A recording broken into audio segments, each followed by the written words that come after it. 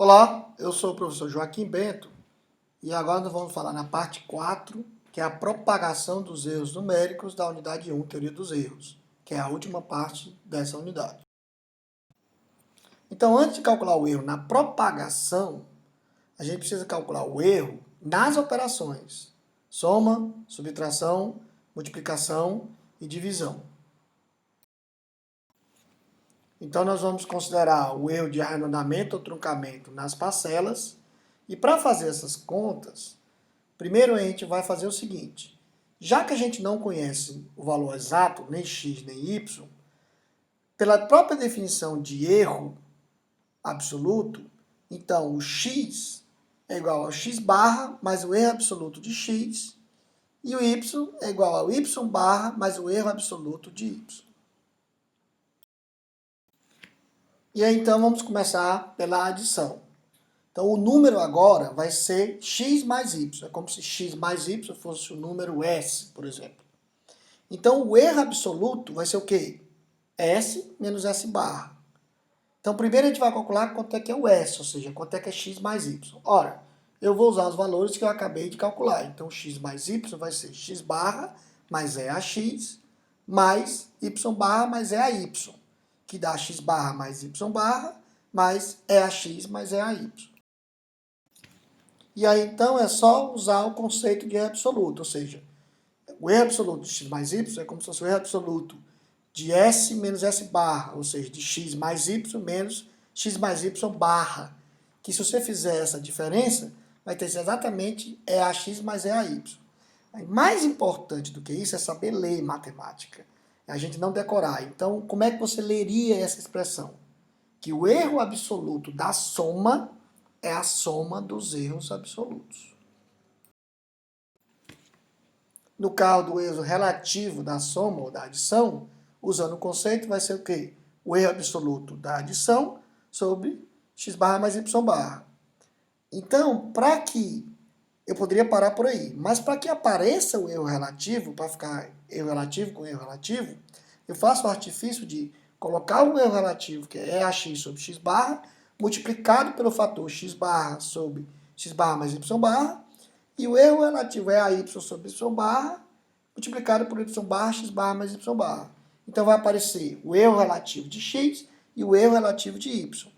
Então, como é que você veria isso? O erro relativo da soma é a soma dos erros relativos corrigido por um fator, que no caso de x é x barra sobre x barra mais y barra, no caso do y é y barra sobre x barra mais y barra.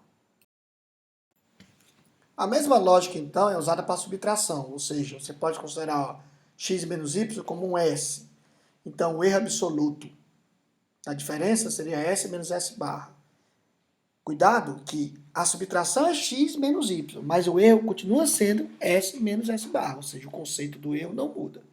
Então, o x menos y vai ser parecido com a soma, só que ao invés de positivo, vai ter um negativo em x e no erro.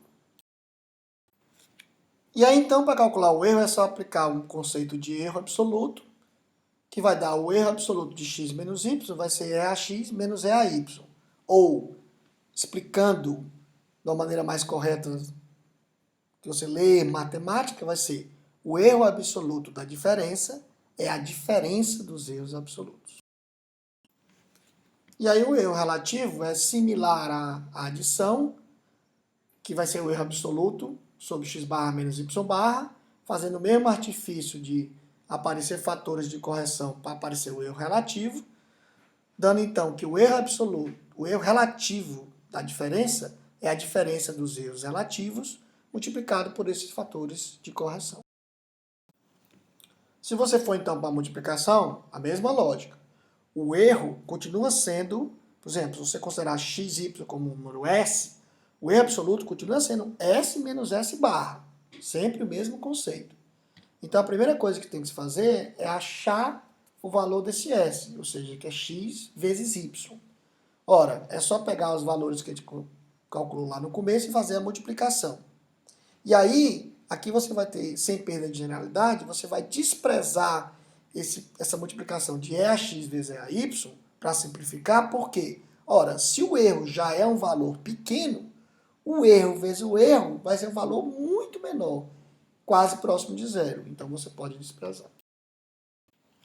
Fazendo então as operações da mesma maneira como a gente tem feito na adição e na subtração, você vai ter que o erro absoluto do produto vai ser aproximadamente igual, porque eu desprezei aquele produto de erros, a x barra, o é a y, mais y barra é a x. Ou, lendo matematicamente, o erro absoluto do produto é a soma dos erros absolutos multiplicado por um fator de correção. Note que agora, diferente da adição e da subtração, é no erro absoluto que tem um fator de correção, e não no erro relativo. E aí o erro relativo do produto é simplesmente usar o erro absoluto do produto sobre x barra e y barra. Fazendo as contas, você vai ver que vai dar exatamente a soma dos erros relativos. Então, lendo a expressão, o erro relativo do produto é a soma dos erros relativos. Então, inverteu em relação à adição e à subtração. Agora, o erro relativo é que é a soma dos erros. E para finalizar, a gente vai ver a divisão. Da mesma maneira, se você considerasse, por exemplo, x sobre y como número s, o erro absoluto seria s menos s barra. Então, a primeira coisa que você tem que fazer é calcular esse s, ou seja, quanto é x sobre y. De novo, nós vamos usar os mesmos valores lá do começo. Só que vai dar essa expressão bem complexa aí, de x sobre y, que a gente vai ter que trabalhar em cima dela. Então, para simplificar essa expressão, você usa uma série de Taylor, representado por esse termo que está se mostrando aí, com uma série infinita. Por quê? Porque vão aparecer termos do erro ao quadrado, ao cubo, à quarta, que da mesma maneira como você desprezou lá na multiplicação, você despreza aqui. Por quê? Porque se o erro já é pequeno, o erro ao quadrado, o erro ao cubo é quase zero. Sem perder generalidade, eu posso desprezar esses termos simplificando o valor da expressão. Então, basta pegar esse termo da série de Taylor simplificado e jogar em x sobre y para que você possa ter um termo mais simples para depois calcular o erro. E aí, novamente, vai aparecer um produto de erros que você também, novamente, despreza. Porque se o erro já é pequeno, a multiplicação de erros é menor ainda. Então, agora eu posso calcular efetivamente o erro absoluto de x sobre y, da divisão. Então, jogando o valor de x sobre y menos x barra y barra, você vai ter essa expressão aí, que, lendo de uma maneira mais compreensível, você vai ter que o erro absoluto da divisão é a subtração dos erros absolutos multiplicado por fatores de correção. Da mesma forma, eu posso calcular o erro relativo simplesmente jogando o erro absoluto sobre x barra dividido por y barra. Fazendo os cálculos, eu vou chegar nessa expressão que, lendo, seria que o erro relativo da divisão é a diferença dos erros relativos. Então agora, como eu já sei calcular o erro do truncamento e do arredondamento, e sei calcular o erro das operações, eu estou pronto para ver como é que se propagam os erros nesse caso. Então vamos supor o seguinte exemplo. Suponha que você tem x, y, z e t, e que esses números sejam representados exatamente, ou seja, o erro relativo desses números é igual a zero. Qual seria o cálculo, o erro total dessa expressão? U igual a x mais y vezes z menos t, considerando o arredondamento. Então você vai fazendo parte a parte, que é assim, inclusive, que o computador funciona. Ele faz uma operação, tenta representar, faz uma operação, tenta representar. Então você vai parte a parte. Então a primeira parte é a adição, x mais y. Então eu chamo de S. Então o erro relativo de S, estou usando o erro relativo e arredondamento, lembrando. Nós já achamos lá atrás que vai ser o quê? A soma dos erros relativos multiplicado por um fator de correção. Junto disso, eu tenho um resíduo de arredondamento. Por quê? Porque esse erro é o erro da operação. Mas essa operação vai dar um número que esse número também vai ser arredondado ou truncado. Então, além do erro da operação, eu tenho o erro, a representação do número resultado dessa operação, que é esse RA. Ora, se o erro relativo de x é zero e o erro relativo de y é zero, porque foi dado da questão, então essa soma vai dar zero e vou ficar só com o meu RA.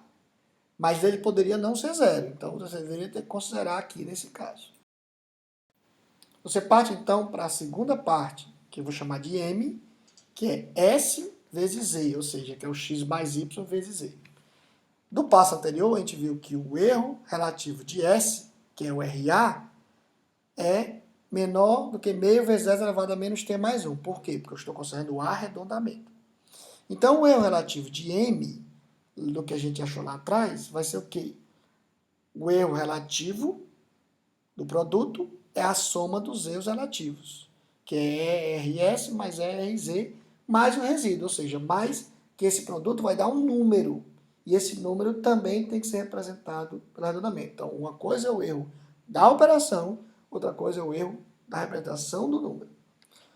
Então, você colocando as expressões, você vai ter que, agora sim, o erro relativo de S não é zero, porque eu achei da parte anterior, mas o erro relativo de Z é zero, porque é dado do problema, e o resíduo é o RA.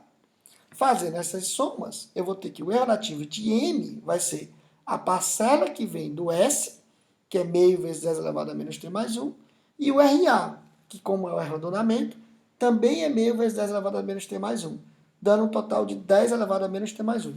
Note que na segunda operação o erro já aumentou, ou seja, ele era meio vezes 10 elevado a menos t mais 1, e agora é só 10 menos t mais 1.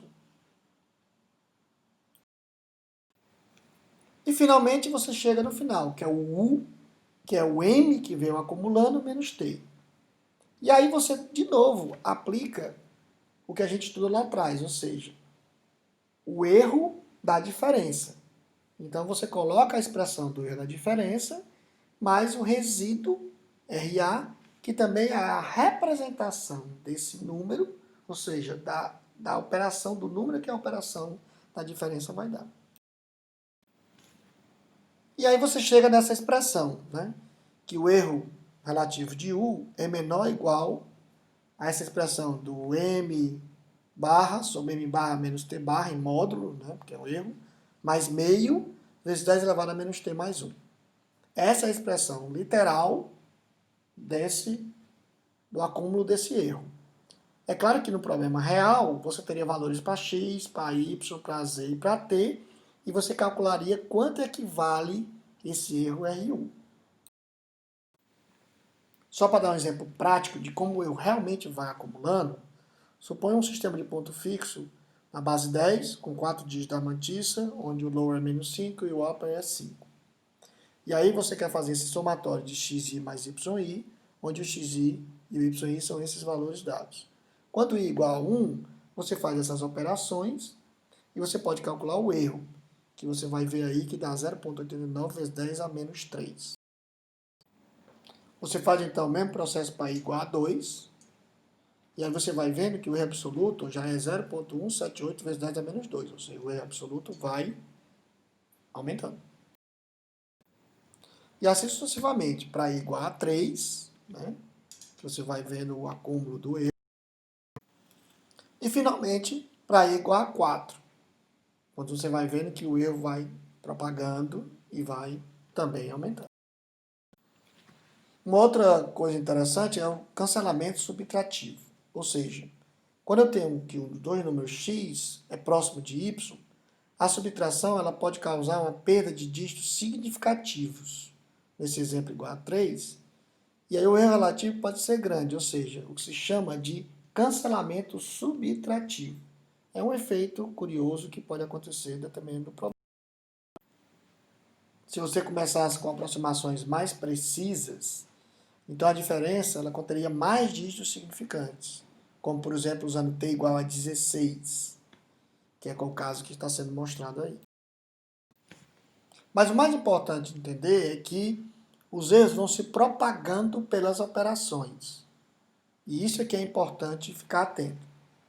E além disso, se mudando a precisão de um cálculo alterar dramaticamente os resultados, então é quase certo que a computação vai ser seriamente afetada por erros de arredondamento ou de truncamento. Então, deve-se ter muito cuidado com os resultados, para evitar aquelas catástrofes, aqueles acidentes que a gente falou lá no começo da unidade. E finalizando, além disso, algumas propriedades consagradas dos reais podem não ser verdadeiras com exatidão na representação. Ou seja, propriedades comutativas e associativas na adição, propriedades comutativas distributivas na multiplicação. Então tem que ter esse cuidado também com o impacto que pode ser causado.